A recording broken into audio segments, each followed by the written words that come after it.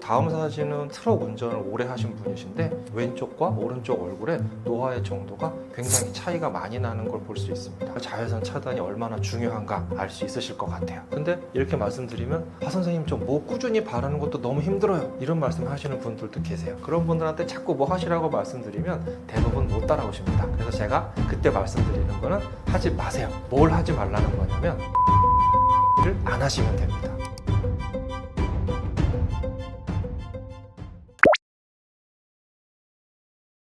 네, 우선 피부 노화의 원인은 크게 둘로 나누어 볼 수가 있습니다. 외부 요인에 의한 외인성 노화와 시간이 흐름에 따라 자연적으로 나타나는 내인성 노화가 있을 수가 있겠죠. 외인성 노화를 먼저 생각을 해본다면 여러분 잘 알고 계시는 것처럼 자외선이라든가 다른 환경적인 원인, 이런 것들이 있을 수가 있겠습니다. 피부 손상이 심하게 나타나기 때문에 급격하게 탄력이 소실되기도 하고요. 깊고 불규칙한 주름이 심하게 나타나는 경우도 많이 있습니다. 또 기미, 잡티, 검버섯, 이런 색소 질환의 원인이 되기도 합니다. 그에 비해서 시간의 흐름에 따라서 자연적으로 내인성 노화가 나타날 수 있는데요.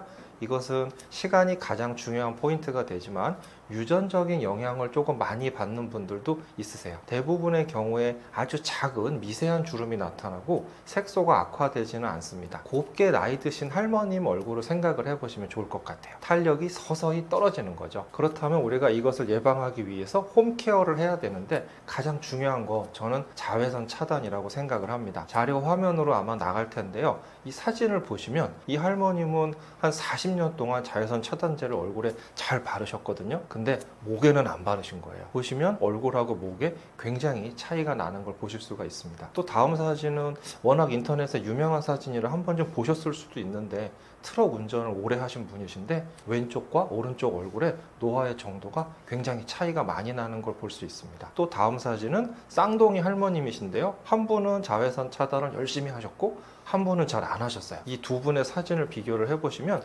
굉장히 우리가 자외선 차단이 얼마나 중요한가 알 수 있으실 것 같아요. 그래서 사실은 외인성 노화에서는 이 자외선이 한 80에서 90% 정도 그 이상을 차지한다는 연구 결과도 있을 정도로 자외선 차단이 가장 중요합니다. 뭐 그 외에도 흡연이라든가 뭐 식습관, 불규칙한 수면도 어느 정도는 영향을 줄 수 있다고 합니다. 그럼 이제 어떻게 효과적으로 자외선 차단을 해야 되느냐? 그렇다면 그 전에 먼저 자외선의 종류부터 좀 저는 나눠봤으면 좋겠습니다. 자외선은 파장에 따라서 UVA, UVB, UVC로 나누어지는데요.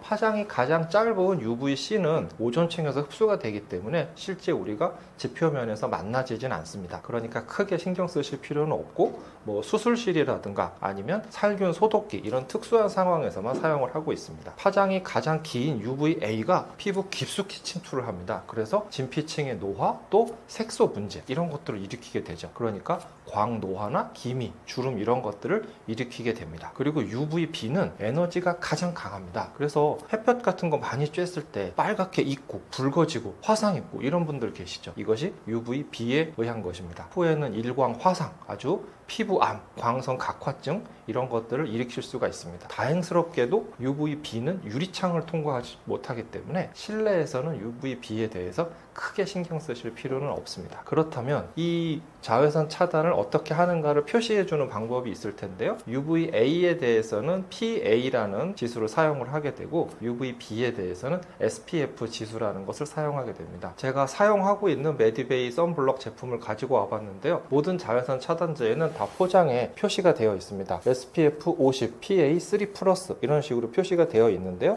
PA 지수에 같은 경우에는 플러스로 표시를 합니다. 플러스가 많아질수록 2 플러스, 3 플러스, 4 플러스 많아질수록 자외선 차단 지수가 높아지는 거고요. 그 다음에 SPF 지수에 있어서는 숫자가 15, 30, 50, 100 이렇게 표시가 되어 있는데 숫자가 커질수록 자외선 차단의 효과가 커지는 것입니다. 그래서 보통의 우리가 일상적인 출퇴근이나 카페, 뭐 마트를 가신다든가 뭐 도시 생활을 할 때는 SPF 15에서 30, PA는 2 플러스 정도 이상의 제품이라면 충분하다고 봅니다. 이런 제품들은 가볍고 산뜻한 제형이 많아서 바르기도 좋거든요. 그런데 골프를 치러 나가서 5시간, 6시간 밖에 계시고 등산하시고 바닷가에 가서 낚시도 하시고 해변에서 물놀이도 하신다면 이런 야외 활동에 있어서는 반드시 SPF 50 이상 그리고 PA는 3 플러스 이상의 제품을 사용을 하는 것이 좋고요.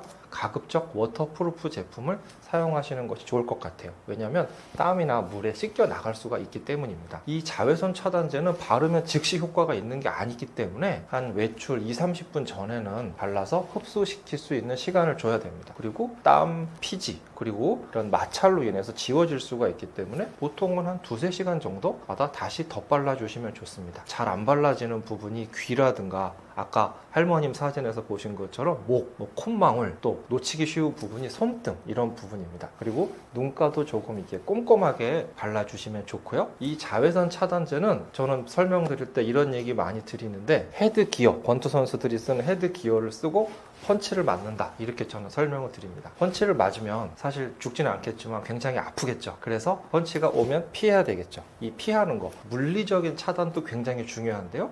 선글라스를 쓰신다든가 모자라든가 또는 다른 여러 가지 양산이라든가 이런 식으로 직접 물리적으로 햇빛을 막아주는 것도 굉장히 중요합니다. 또 요즘에는 이 기미 패치를 사용하시는 분들이 많이 계신데 저는 개인적으로 접촉성 피부염 등을 일으킬 수가 있기 때문에 적극적으로 권장하고 있지는 않습니다. 그러니까 제가 지금 말씀드린 이 자외선 차단만 잘 해주셔도 외인성 노화, 거의 피부 노화의 상당 부분을 차지하고 있는 거거든요. 이것의 80% 이상은 충분히 줄일 수 있다라고 제가 말씀드릴 수가 있겠습니다. 자외선 차단 다음으로 이제 두 번째로 중요한 거는 보습입니다. 보습은 아까 말씀드린 내인성 노화를 예방할 수 있는 가장 중요한 포인트가 될 수 있는데요. 피부가 건조해지지 않게 된다. 이런 것은 피부 건강 또 노화 예방을 위해서 아주 필수적인 것이라고 말씀을 드릴 수가 있습니다. 여러분 이미 건조해 보셔서 아시겠지만 피부가 건조해지면 어떻게 되나요? 뻣뻣하고 당기는 느낌이 들죠? 주로 피부가 얇은 입 주변이나 눈가에서도 나타나게 됩니다. 수분이 부족하게 되면 우리 피부 안에서 각질이 자꾸 빨리 탈락하게 됩니다. 그러면 각질이 우리가 눈에 보이게도 허옇게 일어나게 되죠. 그리고 만져봤을 때 피부 결도 거칠고 푸석하고 뭔가 울퉁불퉁하고 매끄럽지 않은 형태가 됩니다. 그래서 피부 보호막이 감소가 되는 거고, 이 보호막이 감소가 된다는 거는 외부 자극에 쉽게 노출이 되는 겁니다. 그러면 당연히 가려움증도 나타날 수 있고 잔주름도 증가되고 심한 경우에는 얼굴이 붉어지는 홍조, 화끈거림 이런 것들도 나타날 수가 있습니다. 그럼 이제 어떻게 보습을 해야 되느냐, 이게 되게 중요하겠죠. 이 보습 방법에 대해서 말씀을 드려볼 텐데요. 히알루론산이나 세라마이드, 판테놀, 글리세린 이런 것들 보습 성분이 풍부하게 들어있는 제품들을 사용하시면 됩니다. 이렇게 사용을 해주심으로써 피부 장벽이 강화가 되고 수분이 날아가는 것을 막아줄 수가 있습니다. 이 보습제는 바로 세안 이후에 3분 이내에 사용을 하셔야 되는데 의외로 너무 적은 양을 사용하시는 분들이 많습니다. 제품의 제형마다 조금 다르지만 보통 설명서에 나와 있습니다. 일반적으로는 완두콩 3-4개 정도의 양을 충분히 얼굴에 흡수를 시켜야 됩니다. 그리고 당연히 실내 습도를 유지시켜줘야 되는데 가습기나 젖은 수건들을 이용해서 50에서 60% 정도의 습도를 유지하시는 것이 좋겠습니다. 그리고 미온수를 사용하시는 것이 중요하고요. 충분한 물을 마시는 이 부분은 요즘 들어서 약간 학자들 사이에 조금 논란이 되고 있는 부분이긴 하지만 그래도 아직까지는 1.5에서 2리터 정도의 물을 하루에 드시는 것이 좋다라는 게 주 의견으로 되어 있습니다. 또 많이 물어보시는 게 하나 있는데 선생님 그럼 커피, 녹차 이런 거는 물에 해당이 되는 건가요? 이거 물어보시는 분들이 많이 계신데 예전에는 이거를 물이 아닌 걸로 쳤습니다. 근데 최근에는 조금 더 연구를 많이 해보니까 그래도 어느 정도의 물을 대체해주는 효과가 있다. 그래서 한 80% 내외 정도로 볼 수 있습니다. 물론 아메리카노 커피라든가 녹차 이런 걸 말씀드리는 거지 사이다, 이런 주스, 콜라 이런 건 아닙니다. 그래서 그렇게 보시면 될 것 같고요. 그런데 내가 보습제를 발랐는데도 너무 건조하다 이런 분들도 있을 수가 있습니다. 그런 경우에 또 해결해 볼 수 있는 방법이 있는데 첫 번째는 오일 실링이라는 방법입니다. 이거는 보습 크림을 일단 바르신 뒤에 그 위에 아주 소량의 페이셜 오일을 덮어주는 겁니다. 날아가지 못하게, 수분이 날아가지 못하게 이렇게 덮어주는 방식인데 이렇게 바르시고 주무시면 도움이 될 수 있고요. 두 번째로는 국소 밀폐요법이라는 게 있는데 이것은 병원에 가서 어떤 시술을 받아보신 분들은 경험해 보셨을 수도 있습니다. 어떤 연고나 크림을 도포한 뒤에 그 위에 랩을 씌우고 또 마스크팩 같은 걸로 덮어주면 밀폐를 시키면 이 흡수율이 굉장히 많이 올라가게 됩니다. 대략 한 20분에서 30분 정도 사용을 하면 되는데 효과가 굉장히 좋지만 또 거꾸로 흡수가 너무 많이 되는 경우에는 이게 문제를 일으킬 수 있기 때문에 조심해서 하시는 것이 좋겠습니다. 이제 사용해 볼 만한 홈케어 제품을 설명을 드려보자면 크게 저는 비타민 C하고 레티놀 이 두 가지가 제일 유명한 것 같습니다. 비타민 C는 뭐 거의 사용하지 않는 분 없으실 것 같아요. 항산화 효과가 아주 강하고 피부 미백 효과가 있습니다. 피부 안에서 멜라닌의 생성 자체를 억제해 주기 때문에 기미나 잡티 이런 걸로 고민하신 분들께도 도움이 될 수가 있습니다. 또 하나는 우리 피부는 언제나 자외선이나 미세먼지 같은 이런 스트레스를 받고 있는데 이 스트레스로부터 피부를 지켜주는 방패 역할을 하죠. 그리고 당연히 잔주름도 예방이 되고 피부 탄력이 좋아지기 때문에 눈 주변에 다크서클도 좋아집니다. 아침에 사용하시는 것이 좋다라고 주로 말씀을 드리는데 그래서 세안을 하고 이 비타민C 제품을 발라주고 그 위에 다시 보습제를 바르고 자외선 차단제를 바르면 됩니다. 그런데 좋은 것만 있는 건 사실 아니에요. 피부 자극성이 꽤 많이 있거든요. 그래서 굉장히 저농도 제품부터 서서히 사용을 늘려가시는 것이 좋겠습니다.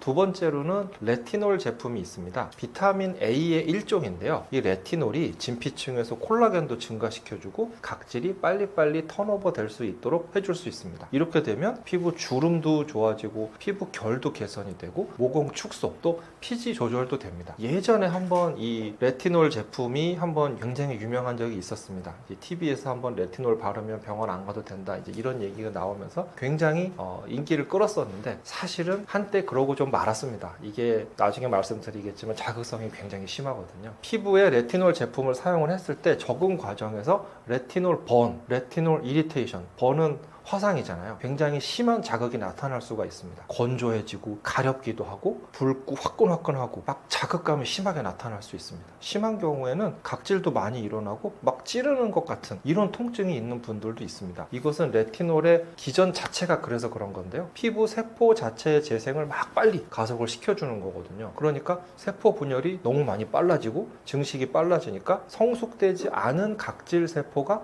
빨리 떨어져 버립니다. 이러면서 피부 장벽이 무너져 버리는 거죠. 이로 인해서 자극을 받아서 굉장히 불편한 증상이 나타날 수가 있고요. 다행스럽게도 일반적인 피부를 가진 분들은 1, 2주 이내에는 거의 좋아집니다. 하지만 증상이 너무 심하다든가 또 시간이 지나도 좋아지지 않는다 이런 경우에는 꼭 병원에서 선생님하고 상담을 하셔야 되고요. 요거랑 비슷하게 레티놀 명현 현상이라는 것도 있습니다. 요것은 아까 말씀드린 레티놀 번하고는 조금 다른데요. 여드름이나 뾰루지 같은 이런 트러블들이 일시적으로 나빠지는 거예요. 이거는 레티놀을 사용하면서 적응 과정에서 나타나는 건데요. 하나는 내일 나올 거, 하나는 5일 뒤에 나올 거, 하나는 열흘 뒤에 나올 이런 여러 가지 잠재되어 있던 염증이나 트러블들이 한꺼번에 다 같이 쏟아져 나오면서 나타나는 겁니다. 그러니까 아무 데서나 막 나타나지는 않고 기존에 조금 여드름이 있는 그런 부위에 나타나게 되고요. 보통의 경우에는 시간이 지나면서 자연적으로 좋아지게 됩니다. 이 레티놀도 좋은 점만 있는 건 아니어서 피부 자극성이 아까 있다고 말씀드렸잖아요.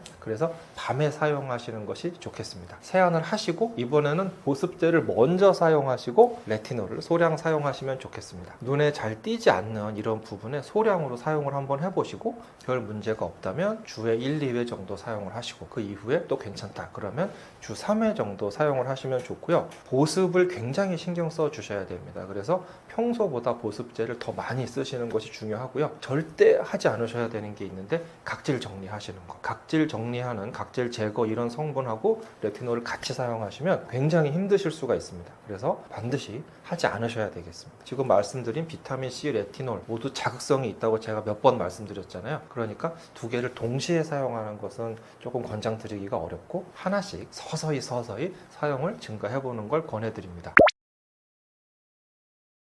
이제까지 말씀드린 이 홈케어 자체에 대한 내용을 정리를 해보면 자외선 차단제도 발라야 되고 보습제도 써야 되고 이것도 바르고 저것도 바르고 근데 이건 주의해야 되고 이거 조심해야 되고 너무 어렵고 힘들지 않습니까? 사실 우리 인생이 이미 너무 힘들고 피곤한데 이 홈케어까지 너무 피곤하고 힘들다. 선생님 저 뭐 하나만으로 다 되는 건 없을까요? 이런 거 물어보시는 분들 되게 많으시거든요. 근데 사실 뭐 그런 게 없습니다. 없는데 그래도 제일 비슷한 거 하나만 찾아보자면 저는 나이아신 아마이드를 말씀드려보고 싶습니다. 이 나이아신 아마이드는 비타민 B3의 일종입니다. 미백, 항염, 보습, 피부 장벽도 살려주는 좋은 효과를 가지고 있는데 더 좋은 것은 대략 한 5에서 10% 정도의 농도까지는 자극성도 거의 없습니다. 그러니까 좀 부담 없이 사용을 해볼 수가 있죠. 근데 이렇게 말씀드리면 선생님 좀 뭐 꾸준히 바르는 것도 너무 힘들어요, 이런 말씀 하시는 분들도 계세요. 그런 분들은 사실 꾸준히 뭘 하시기가 어려운 분들이죠. 그런 분들한테 자꾸 뭐 하시라고 말씀드리면 대부분 못 따라오십니다. 그래서 제가 그때 말씀드리는 거는 하지 마세요. 뭘 하지 말라는 거냐면 각질 정리를 안 하시면 됩니다. 이 각질 정리 하나만 안 해도 사실 50점 먹고 들어가는 겁니다. 이 각질이라는 게 사실 우리 피부를 보호해주는 피부 장벽의 하나고 굉장히 중요한 거거든요. 우리 집의 지붕 같은 겁니다. 수분이 증발되는 것도 막아주고 외부에서 나쁜 물질이 들어오는 것도 막아주는 거죠. 그리고 사실 시간이 지나면 알아서 자연스럽게 조용조용히 제거가 되고 있습니다. 각질을 막 제거해버리면 당장은 뭔가 뽀득뽀득하고 기분이 좋은데 나를 보호해주는 피부 보호막을 내 스스로 제거를 해버린 겁니다. 그러니까 당연히 피부가 자극되고 건조감이 오고 노화도 많이 발생을 하고 트러블도 생길 수가 있습니다. 이 각질 제거는 사실 여드름 피부 심한 10대 이런 정도의 분들에게만, 이 각질 정리는 사실 개기름이 엄청 넘치는 이런 10대 분들한테만 도움이 될 수 있을까 없을까? 요 정도입니다. 그러니까 제가 듣기로 주 시청 연령이 한 40대 정도 되신다고 들었어요. 이런 40대 정도의 피부를 가지신 분들은 사실은 이 필링 제품은 다 갖다 버리세요. 안 쓰셔도 됩니다. 굳이 이걸로 여러분의 피부를 고생시킬 필요가 없습니다. 이렇게 제가 지금 내용을 쭉 말씀드렸는데 공부를 해도 그렇고 피부 관리도 그렇고 사실 다 노력입니다. 꾸준한 노력은 배신을 하지 않기 때문에 여러분이 제가 지금 이렇게 말씀드린 내용을 실천을 해주신다면 적어도 50%, 60% 이상의 피부 개선 효과를 보실 수가 있을 겁니다.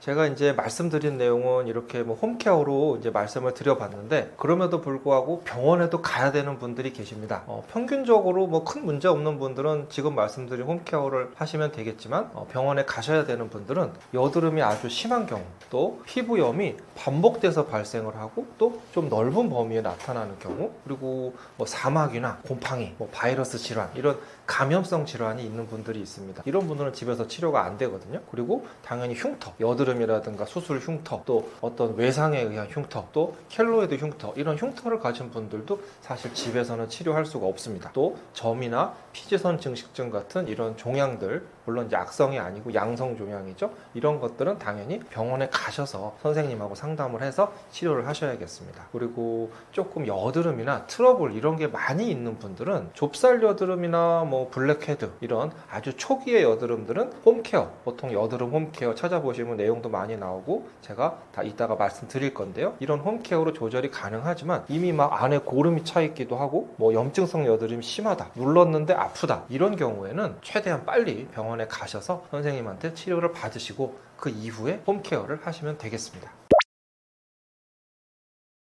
피부 관리에 가장 중요한 거는 뭐 자외선 차단, 또 보습을 잘 해주는 거, 규칙적으로 생활하는 거, 올바른 습관, 이런 거 정도를 가질 수가 있겠습니다. 그리고 그 중에서 저는 올바른 생활 습관이 가장 중요하다고 생각을 합니다. 이 올바른 생활 습관을 따져본다면 가장 중요한 거는 저는 꾸준함이라고 생각을 합니다. 이 피부 관리는 하루 이틀 해가지고 달라지는 건 사실 없습니다. 하루 이틀 하시고 마실 거면 안 해도 됩니다. 그래서 이 자외선 차단제를 사용하시고 보습제 사용하시고 이런 것들 꾸준히 해주시는 거 중요한데요. 그 중에서도 정말 제일 중요한 거 하나만 뽑아본다. 그렇다면 저는 이 세안을 적절하게 잘 해주시는 거, 이게 굉장히 중요하다고 보거든요. 왜냐하면 밖에 안 나가시는 날도 세안은 해야 되죠. 그러니까 밖에 안 나가기 때문에 자외선 차단제 안 쓰시는 날은 있지만 세안을 안 하시는 날은 없습니다. 제가 이 말씀 드리면 가끔 저는 밖에 안 나가서 세안 안 합니다 이러시는 분들도 계신데 그러시면 안 됩니다. 그래서 이 세안이 얼마나 중요하냐면 세안을 너무 이렇게 과하게 했을 경우에는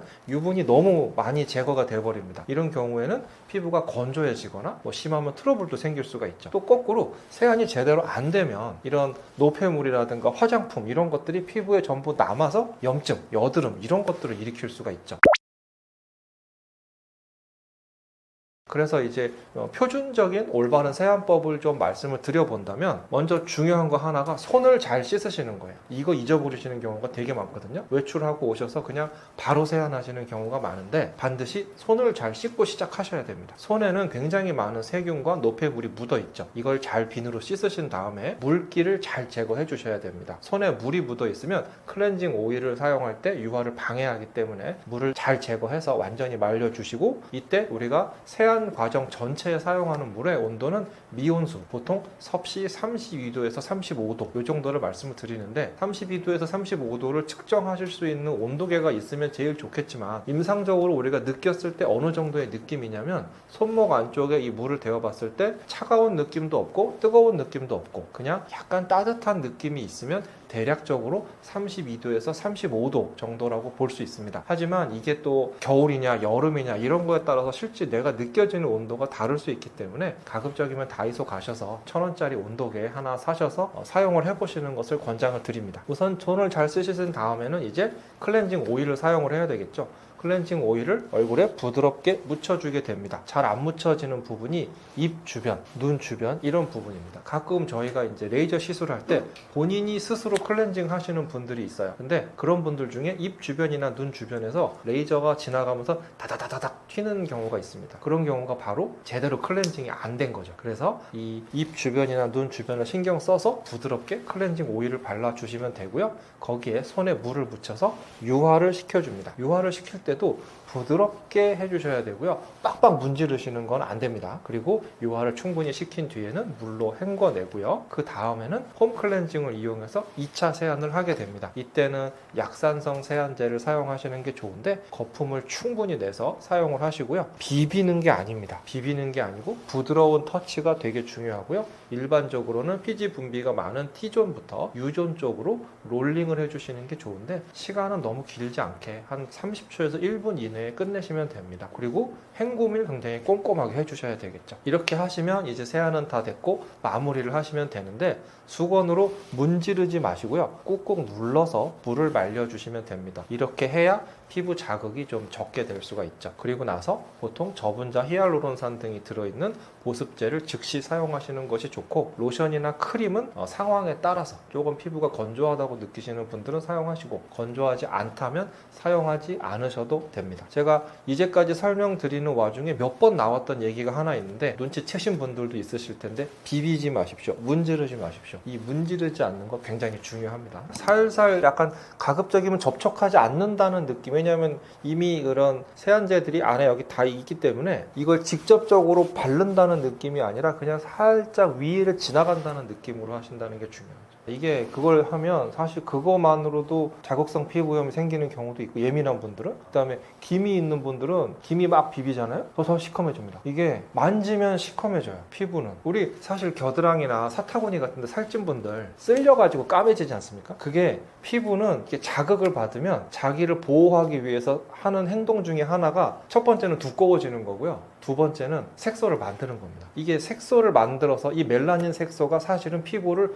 보호해주는 역할을 하게 되는 거거든요. 그러니까 기미가 있는데, 조금 딴 얘기인데, 기미 있는데 우리 컨실러 바른다고 막 컨실러로 문지르잖아요. 그런 분들 기미가 더 심해집니다. 단지 이렇게 비비는 행위만으로도 색소는 악화돼서 사실 손을 안 대기만 해도 어느 정도는 색소가 좋아지거든요. 이게 되게 중요한 포인트인데, 사실 저희는 이제 치료하다 보면 뭐 기미 있는 분들, 그 다음에 염증 후 색소 침착 이런 거 있는 분들이 많이 오시는데, 치료를 할 때 잘 생각보다 안 좋아지시는 분들이 있어서 그걸 좀 물어보면 그거를 가리려고 또는 막 그거를 지우려고 열심히 이렇게 문지르시는 분들이 계세요. 그러면 제발 그것만 하지 않고 와보세요. 그런 분들, 그러면 한 1, 2주만 지나면 달라집니다. 그게 이 비비는 게 굉장히 우리 피부에 좋지 않아요. 꼭 폼까지 써야 되는 건 아니고요. 왜냐하면 말씀하신 것처럼 폼 자체에 대해서도 이런 과민 반응을 나타내는 분들도 계시고, 그렇기 때문에 만약에 뭐 내가 폼 클렌징을 썼는데 좀 불편하다, 그런 경우에 뭐 다른 제품을 써볼 수도 있고요. 뭐 워터를 써볼 수도 있고, 아니면 그것조차도 내가 불편하다, 그런 경우에는 저는 그냥 쓰지 마시라 그러거든요. 그래도 뭐 괜찮은 경우가 훨씬 많습니다. 굳이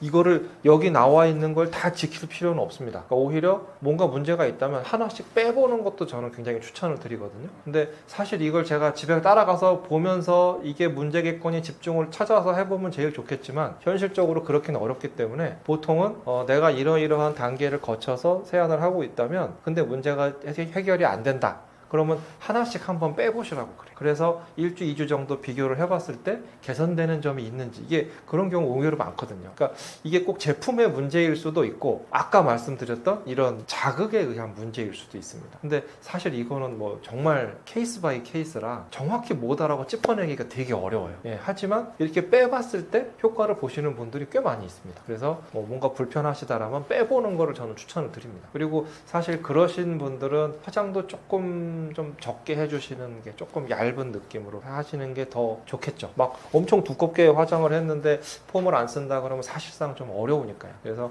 화장 자체도 조금 얇게 해주시는 게 어떨까 이렇게 말씀을 드립니다.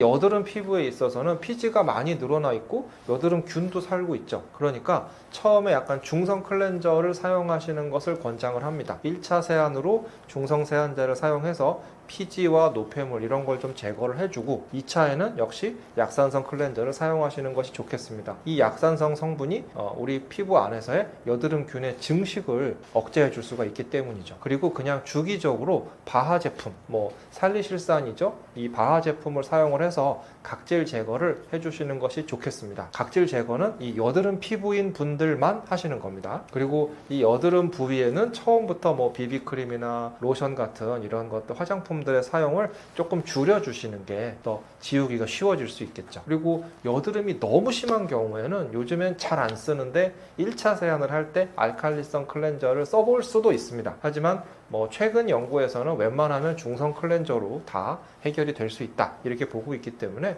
알칼리성 클렌저를 먼저 선택하는 것을 저는 권하지는 못하고 있어요. 민감한 피부를 가진 분들은 피부 장벽이 이미 많이 약화되어 있습니다. 그래서 피부가 예민하고 미세한 염증이 증가되어 있기 때문에 세안을 너무 많이 하시는 것은 좋지 않습니다. 그래서 세안의 횟수는 좀 줄여주시는 것이 좋고 뜨거운 물도 그리고 뜨거운 물을 사용하지 않고요. 미지근한 물로 1, 2분 정도 짧게만 세안을 하시는 게 좋고 끝나고 나서 찬물로 마무리하는 것도 권하지 않습니다. 그냥 처음부터 끝까지 미온수로 간다 이렇게 보시면 될 것 같아요. 그리고 당연히 스크럽제 같은 제품은 사용하시면 안 됩니다. 그리고 세안 후에 즉시 보습제를 사용을 해야 되는데 보통 뭐 추천드리는 제품은 판테놀이나 세라마이드 이런 것들이 들어있는 제품을 사용하실 수 있고요. 사용했는데 따갑다 이런 경우에는 다른 제품을 사용하시는 것이 좋겠습니다.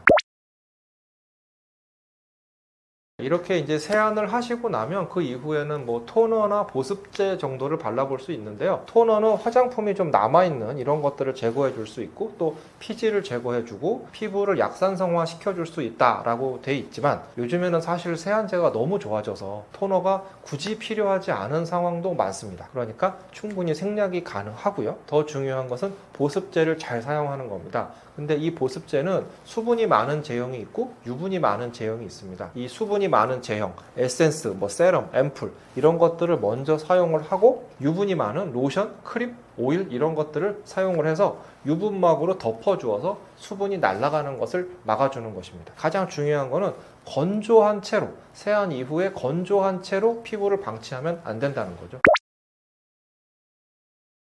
아침에 이제 물 세안만 하면 어떻습니까? 이제 이렇게 물어보시는 분들이 많은데 사실 이건 반은 맞고 반은 틀립니다. 피부 상태에 따라 다른 건데요. 좀 건성이고 민감성 이런 피부를 가진 분들은 클렌저를 너무 많이 사용을 하시게 되면 장벽이 더 망가지게 됩니다. 그러니까 미지근한 물로만 세안하시면 되겠고요. 지성 피부나 여드름 피부는 밤 사이에 노폐물이나 피지 이런 것들이 상당히 많이 분비가 되기 때문에 이런 분들은 약산성 클렌저를 사용하시는 것이 더 좋겠습니다. 그러니까 피부 상태에 따라 다르다 이렇게 말씀드릴 수가 있고요.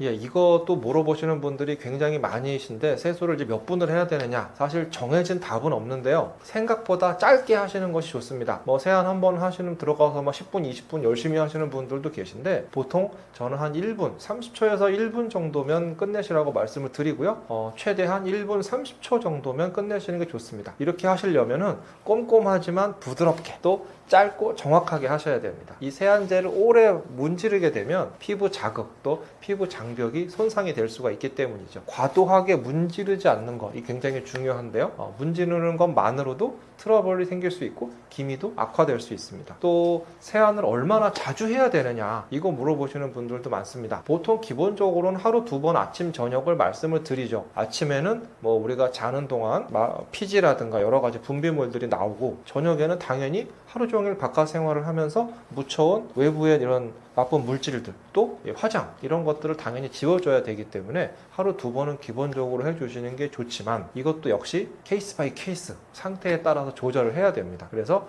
피부 반응을 관찰하면서 조절을 해야 되는데, 세안을 했는데도 계속 개기름이 넘친다 이런 경우에는 한두 번 더 해볼 수도 있습니다. 하지만 너무 많이 당긴다 이런 경우에는 세안 횟수를 줄여야 되겠죠.